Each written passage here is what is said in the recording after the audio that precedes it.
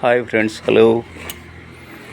చెడు అలవాటు ఒక వ్యసనం, మన పాలిట శత్రువు, మృత్యువు కూడా. ఇది ఎలాగా అంటే చెప్తా వినండి. మనం దేనికి కూడా బానిస కాకూడదు, మన బలహీనత దాని మీద పెట్టకూడదు. మనం దేనికైతే అలవాటు పడతామో మనం బానిస లెక్కే. చెప్పకూడదు, కొన్ని సంగతులు చెప్తాను. మందు అలవాటు ఉంది, మద్యం ముట్టుకోవటం. అది సాయంత్రానికో పొద్దున్ననో అలవాటుగా తాగుతుంటాం. అది లేకపోతే బతకలేమన్నట్టుగా.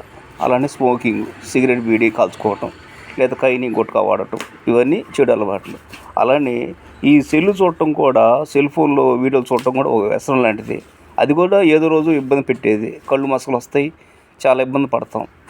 ఆరోగ్యం దెబ్బతీసే విషయాలు చాలా ఉంటాయి. బట్ జాగ్రత్తగా ఉండాలి ఏటివైనా.